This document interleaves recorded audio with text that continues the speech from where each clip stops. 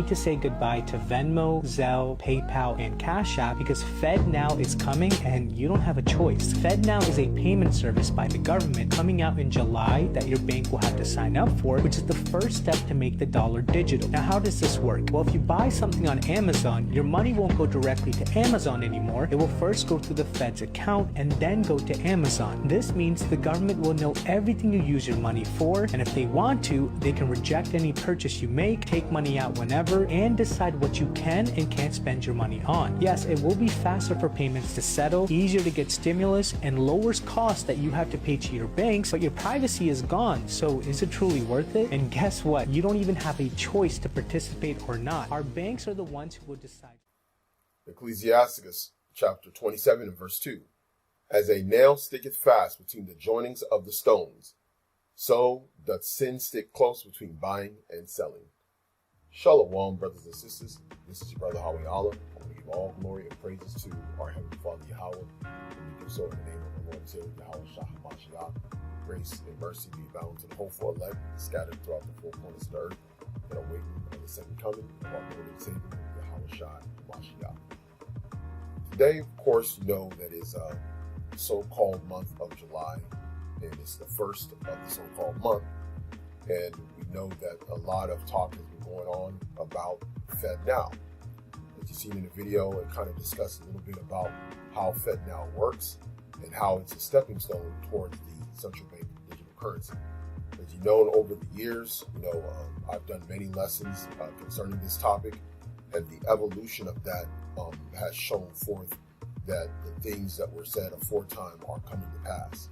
And what we do know is that this system is something that everybody will have to join in, at least on a digital level. Now, it's supposed to lead, of course, to the CBDC, which is going to be a global system, which is something that also we've talked about over time. And one of the things we have to understand is that a lot of people, especially in these last days, are going to be in a state of confusion. We know that in time past, when certain events happened, whether it was a situation with the COVID shutdown, that people were saying, this is the M.o.t.b. or that is the M.o.t.b.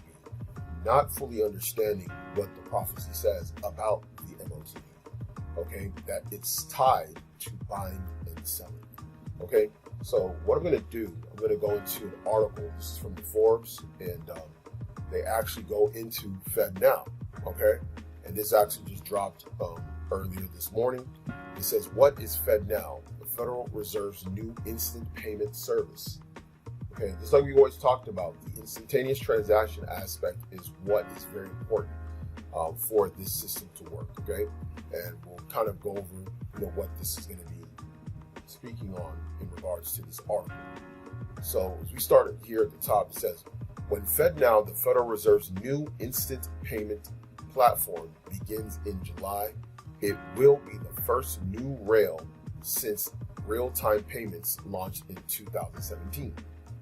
Backed by the Fed and offering instant money movement, FedNow might at first glance seem similar to real-time payments, RTP, in that they both clear and settle U.S. domestic payments 24/7. But comparing RTP versus FedNow directly shows that each method offers unique advantages for different use cases. Now, one of the things about payment systems, you have different payment processors that have actually risen up, over the last few years. Among those is Zelle, and then you have Cash App. Of course, we later on knew about what was known as, cryptocurrency, starting with Bitcoin. Many years back in 2016, I did a lesson on an article in regards to, I believe it was from Bloomberg, and it was a celebration at the New York Stock Exchange about a meeting that was had over the success of the creation of blockchain, which essentially allows for a digital ledger for instantaneous, seeing of payments. Basically, money flowing in, money flowing out, and who and where it is happening.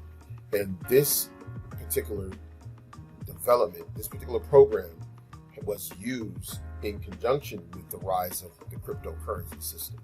Okay, so it actually helped fuel a lot of these systems that you see today.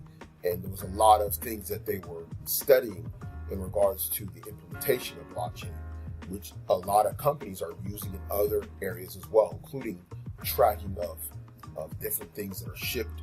A lot of your companies that deal with shipping logistics now also use blockchain in those means as well. So now as we go on, we're going to see exactly like what FedNow is about.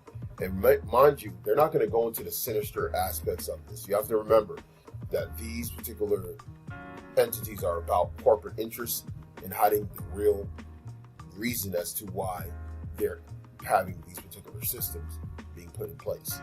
So it says here, first, let's look at what FedNow is. FedNow is an upcoming instant payment platform designed to safely and effectively provide access to funds in real time, 24/7, 365. This new rail will move money between sending and receiving banks instantly so that receiving party has access to funds within seconds. FedNow guarantees this will happen within 20 seconds and often much faster. Now, part of the reason why this is important for them is because this allows instantaneous control as also. What anybody's known, if you have a bank account, you have a debit card, or you do wire transfers, you notice that there always is a certain time. If you go and you look in your bank and you say, I want to send a wire transfer to somebody, they'll give you an estimated time that will be usually more than a day, right? In addition to that, you can go and buy something, but the money may not come out. This leads to problems. Even recently I had a big payment that I had to make on basically a purchase. And what happened was the actual money that I sent, it took some time to clear, and come to find out the company that I was paying, they had an issue on their end to where it ended up having to be reversed back, and then I had to resend it again. And all this back and forth literally took, 3 days, okay? Because there was a delay in which they realized there was a problem on their end. And then I had to get direct message directly from one of their employees. And then I had to go and wait for the money to actually fully settle into my account because it was pending. And then after it pended, I sent it back. And the reason why I had to do that is because I didn't want to have a double payment, which people know happens quite a bit. This will also prevent something like a double payment, and it'll prevent this delay of transaction in a business sense. So this is why they're doing it. Now, we know about the different payment platforms such as Cash App and Zelle. This is what the federal government is doing with this FedNow, is making it on this particular level, okay? But it's even going to be quicker, and it's going to allow for a lot more monitoring. Because remember, under those other things such as Zelle and Cash App, you can send money for whatever reason, and they don't know why you're sending money, okay? People send money for illicit reasons via those platforms, and the banks don't know as to why, okay? They just settle it, and you just go about your day. With FedNow, they can then monitor and basically question, investigate as to why you're sending this money and why this person is receiving this money. Okay, this allows for a lot heavier control. So as we read further on, it says FedNow will also settle and clear online payments 24/7, 365, including nights, weekends, and holidays. Because one thing everybody knows is that if there's a so-called holiday going on, you may want to do a particular transaction at the bank, but if they're closed, for example, you have July 4th coming up, banks are going to be closed because it's considered a federal holiday. So if there was particular transactions you wanted to do that day, there could be a delay of you being able to do it, okay? And then a lot of times it takes a little bit longer for some of those things to settle, meaning things to clear. Now, the word settle, remember, settling of transactions, right? Both debits and credits, is something that we have to also consider. If you recall, months ago, I did a lesson on the Motb in regards to the BIS, the Bank of International Settlements, okay, which is where all of this is tied to in Basel, Switzerland. So understand when they're talking about settlements, they're talking about something that's on an international scope level. that is dealing with the central bank system, particularly the BIS, which is the Bank of International Settlements, okay, which will oversee a lot of these transactions on the international scale.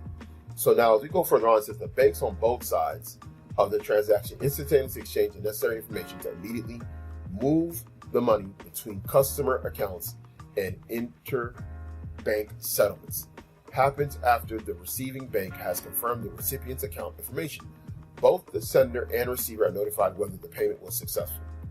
With what's more, the backing of the Federal Reserve means FedNow can immediately ensure both banks are made whole.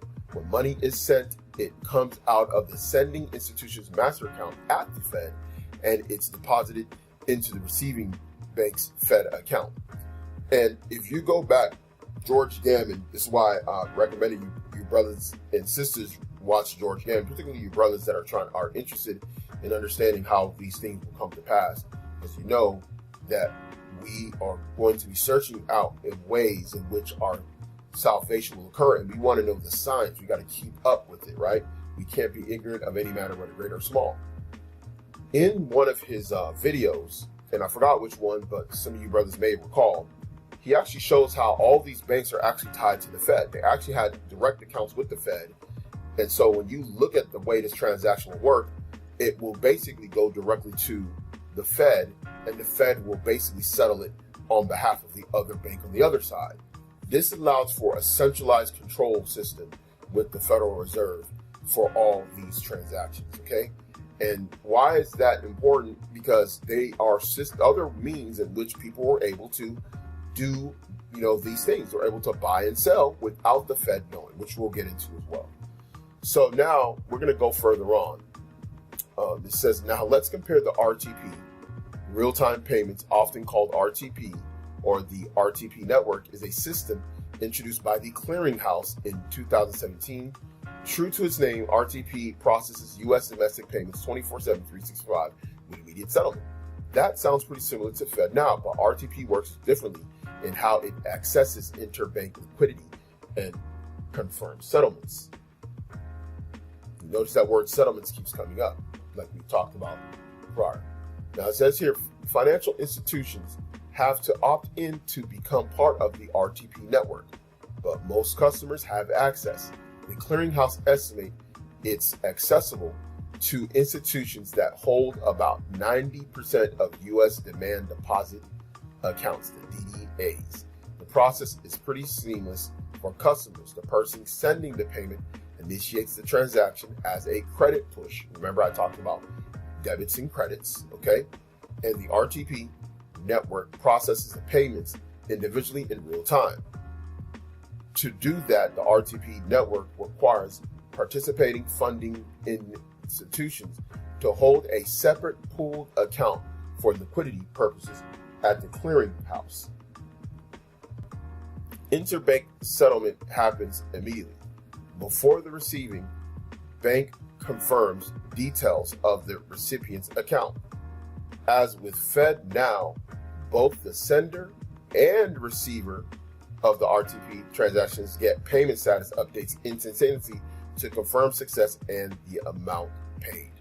Okay, so you see the interbank settlement. That is what the difference is. It says to do that, RTP networks require participating funding institutions to hold a separate pooled account for liquidity purposes at the clearinghouse. So instead of holding it at the Fed, they have a certain amount of money that they are able to liquidate from their own clearinghouse. And this is what was allowing these instant payment systems to occur under the RTP network. They were not doing it through the Fed. They were doing it through the clearinghouse. Okay, that is the big difference. So it says interbank settlement happens immediately before the receiving bank confirms details of the recipient's account. So when it happens, when this interbank settlement happens, it's without the actual bank being able to confirm the recipient's amount. Okay, it's a trust thing with the clearinghouse that everything is there and everything is going to be A-okay on the other side with the bank that is giving the money to the other party. All right.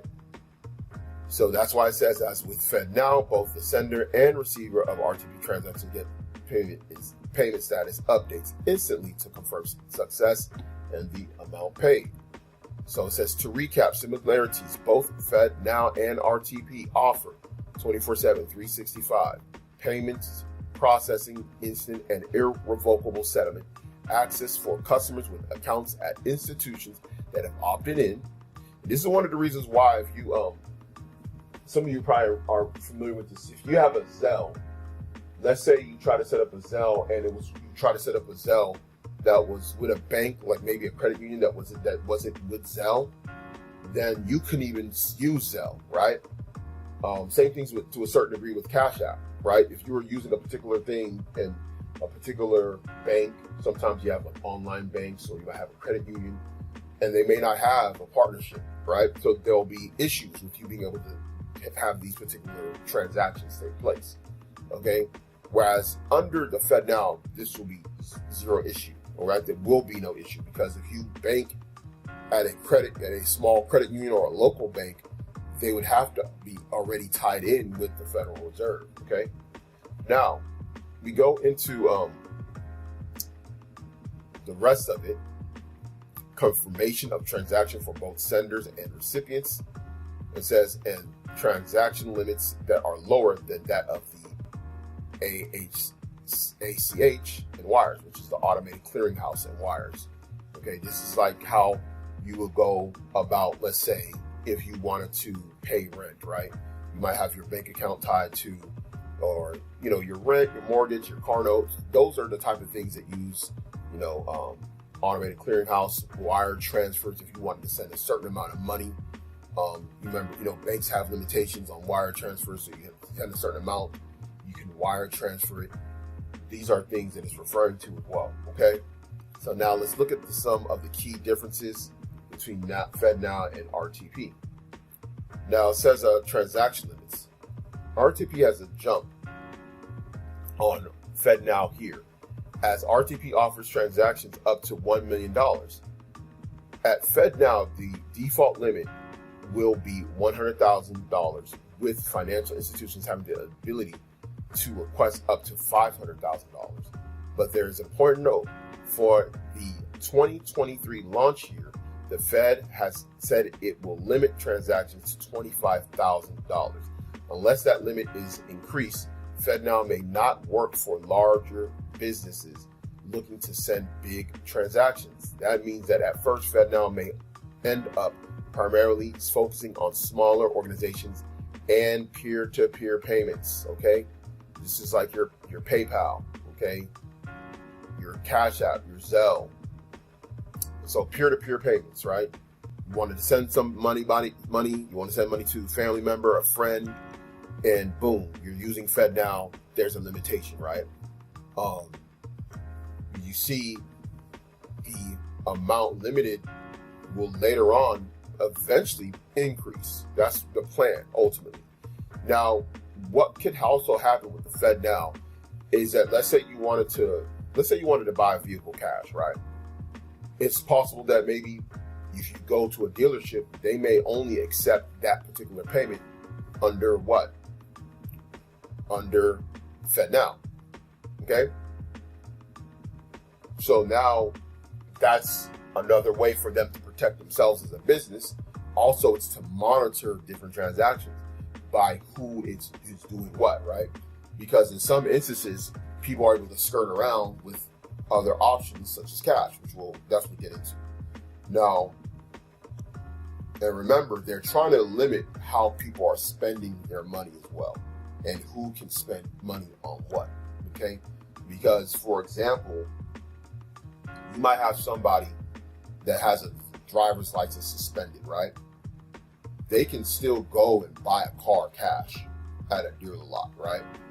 Under like a digital currency system, CBDC, if a person has a suspended license, or maybe they have DUIs and things like that, and they're also not allowed to buy a car, and then you take away cash, now they have to go through FedNow. FedNow can instantaneously reject based off of where they're buying. They're buying from an automotive group that is already tied and known by the system, and they can instantaneously reject the transaction.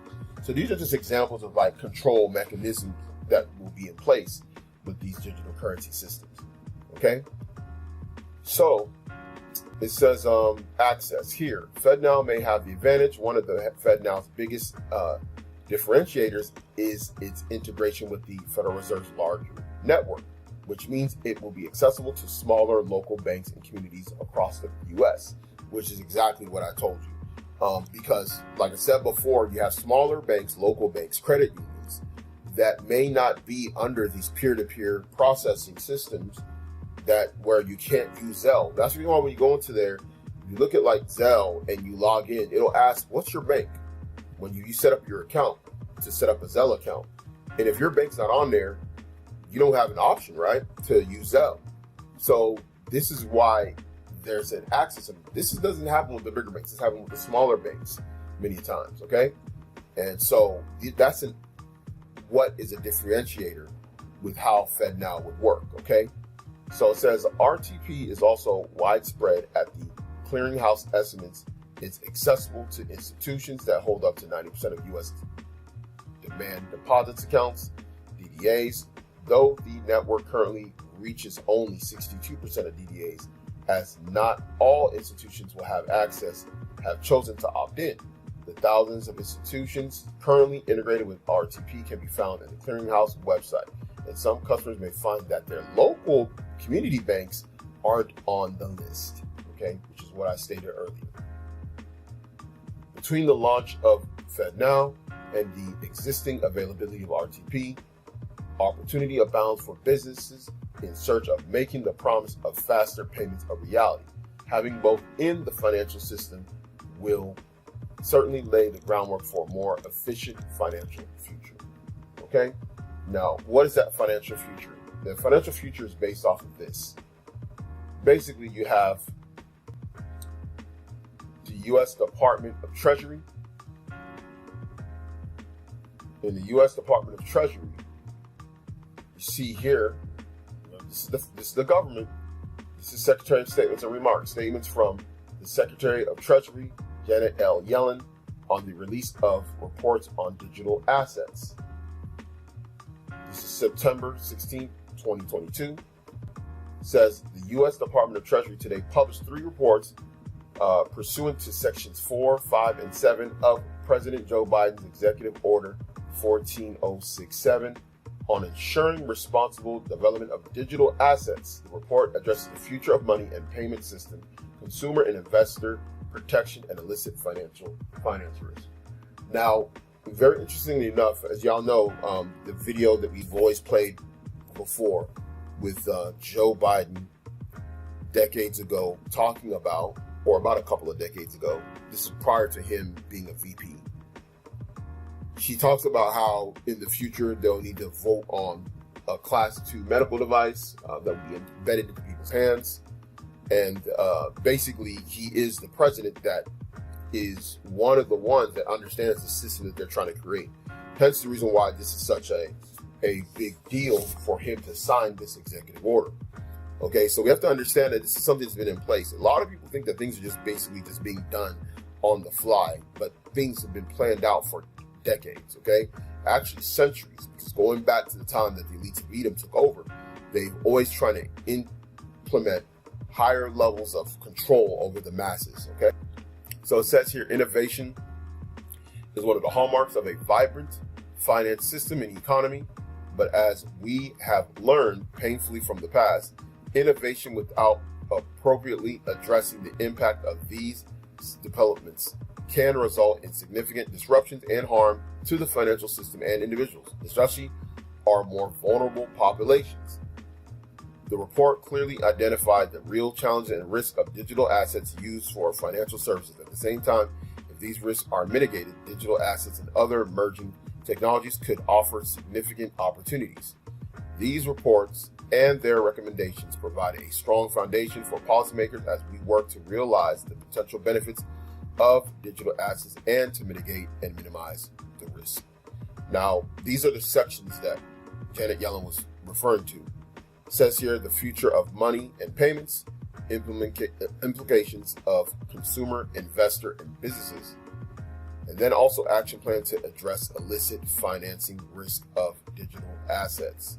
Now, I'm not going to read all of it. This is very long. However, I'm going to show you one thing that they're talking about. Okay.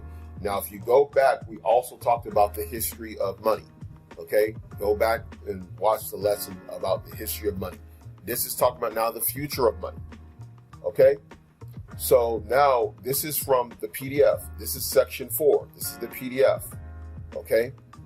It is actually 56 pages long. However, I'm going to go into an area that just deals with one aspect, because this is something that we've been talking about for years that they're going to do.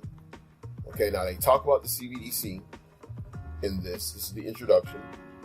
But I'm going to go further down, and I'm just going to show you something that is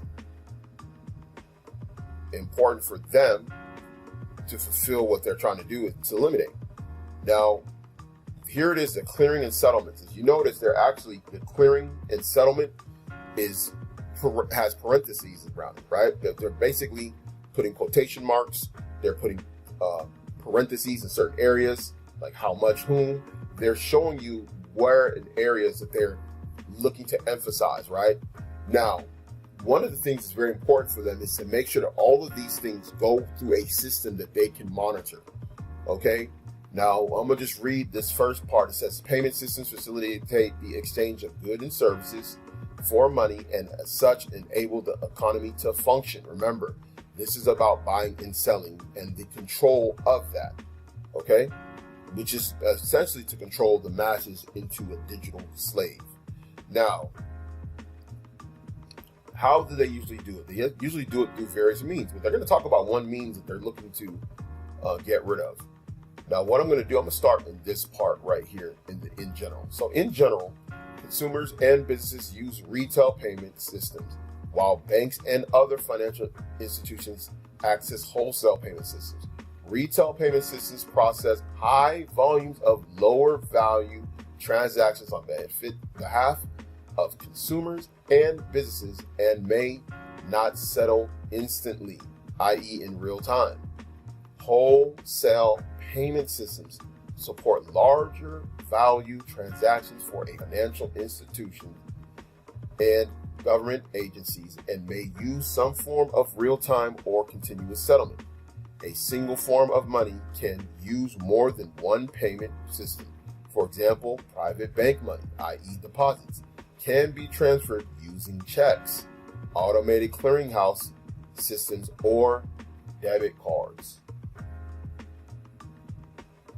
Okay, now mind you, these are systems that they consider to be a bit slower than what they would like. They're not real-time instantaneous. Now here's another one, right? Physical currency is the simplest form of payments and embodies many essential features that non-cash payment systems seek to emulate. A payment in cash settles immediately, does not rely on extension of credit by a third party, enables recipients to access the proceeds of a transaction immediately. Cash is also nearly universally accepted, does not carry an additional charge or fee per transaction, and typically protects users' privacy, which may be valuable for a wide array of consumers, including vulnerable populations. Now, if you think about it, right, if you've gone to a gas station, they'll have a sign. I don't know what it's like in other states. I know in Texas, right, they'll have the sign of how much gas is if you pay with your debit or credit card, and then they have a lower price if you pay with cash. The reason why is because when you pay with a debit or credit card, those actually incur a fee per transaction that the gas station would have to pay, okay? So there's a tacked on fee for that transaction. You can lower it or eliminate it by just paying cash, and which is the reason why it talks about no additional fees are tacked on under cash systems. Now they talk about the vulnerable populations as well. As you know, across the world, you have people that are in various countries where they will be considered maybe illegal, or they may not be allowed to stay in the country, or they may not be able to access a bank, right? Meaning if they go to a particular country, they can't even use their debit because they're not a citizen. Therefore, they cannot use a debit card or credit card, and therefore they have to do everything in cash, right? This leads to people also on further end, which we'll talk about in the next level. It says, at the same time, cash is inconvenient for large transactions, is vulnerable to being lost or destroyed, and cannot be sent or requested automatically. In addition, many cash transactions cannot be audited. This is a big deal to them because this means they can't control how cash is being spent. Now, the aspect of not being able to send it automatically makes sense, right? So, for example, if someone had a family member in another city and all you have is cash, you can't send it. You can't send cash instantaneously. You would now have to go through a Western Union, or you might have to deposit the money into your account and then wire it, okay? Or you might have to use, something like a Zelle or a Cash App, right? So cash is gonna hold back from those things. However, it helps protect the privacy of those that are using it, okay? Because one can basically buy things and it not be audited by the powers that be, particularly the Fed, right? Which is what they want to do. They want to audit every transaction, okay? And it's not because, they just want to know what's being spent. No, they want to be able to control. They want to be able to punish and reward. They want to be able to limit as well, okay? So it goes here, the risk of counterfeit, theft, or error is largely borne by direct participants to the transaction, as financial institutions have strengthened anti-money laundering controls. Terrorists and other criminals have increasingly turned to cash to transfer funds, capitalizing on its anonymity, portability, and liquidity. Okay? One of the things that they're going to use, and I've said it for years, is that when they bring in the digital currency system, one of the things they're going to talk about is basically the underworld, the black market, criminal organizations, pimping, okay, prostitution, terrorism, all these things. They're going to be able to say, hey, we have to get rid of cash because it leads to these things, right? You got smuggling, right, of people, drugs. These are done primarily through cash, okay? This is the reason why many drug busts, they find not only the drugs, but they find large quantities of cash. I was watching a documentary on the BMF, and they were in the documentary, they were talking about how cash was used for their transactions.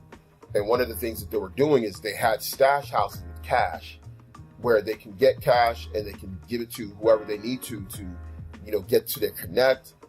And then also they had cash stored inside cars. They had secret storage compartments within their vehicles where they can access a lot of their cash as well. So this is something that is actually used by criminal organizations to get some of their business transactions done. This is one of the reasons why they are going to try and eliminate the cash system, because of that aspect of controlling the underworld as well, right? So that's another thing that they're looking into. In addition to the people that are not doing crime, they want to control how they're spending money and where and who they're spending it with. Now, it says, by definition, non-cash payment systems transfer money in a form other than physical currency. Non-cash payment systems include, but are not limited to, large value funds, transfer systems, ACH operators, and credit and debit card systems.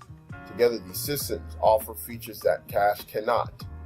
Okay, and it goes into some of the same things we talked about already. Now, this goes further on. Cross-border payments. This is one of the reasons why they're doing the CBDC. The head of the oversight of cross-border payments will be something like the Bank of International Settlements. In addition to that, you also have these cross-border payment systems that were created by, I believe, China, Russia. Basically, the BRICS has their own system that they're trying to create for their cross-border payment system. So this is very, very big.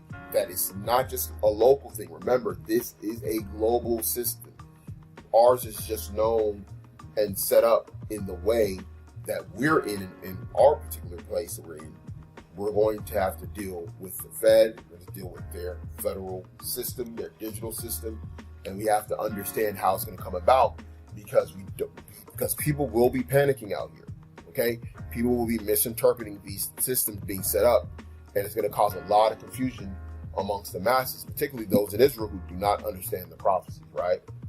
So I'm not going to read this up, but I highly recommend that y'all actually go again to this article. You can just search it. This deals with the Executive Order 14067, and you see here the PDF is simply this. You can just right click, open up a new tab. You can read all this stuff, skip through it for more information. Now, what I recommend that y'all do is go to George Gammon's channel. He's going to go into some of this stuff.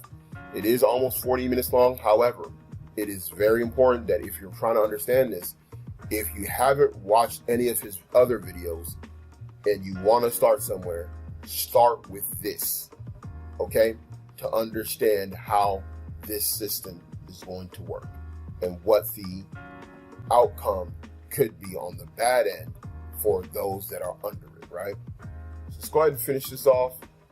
This is Revelation chapter 13.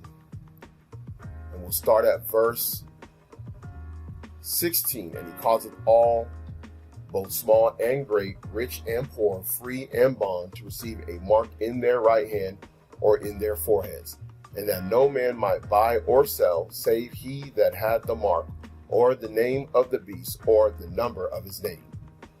Okay? So we understand that in the last days, they're going to implement a system, okay, which is a system that is dealing with buying and selling, and it doesn't matter who you are, this system is going to be put upon you. However, there's an aspect of the system that will be put in one's hand, okay, and also forehead. So you have to understand that as well. We'll deal with that in future lessons as well. We also have past lessons that deals with that, so that way we can kind of see exactly the track of where this is going. However, they have to set up something like this first before they can implement that next level system. So hopefully this is edifying to you, brothers and sisters. And again, I want to give all glory and praises to our Heavenly Father Yahweh, and we do so in the name of our Lord and Savior Yahweh Shai. Grace and mercy be abound to the hopeful elect scattered throughout the four corners of the earth. Shalom.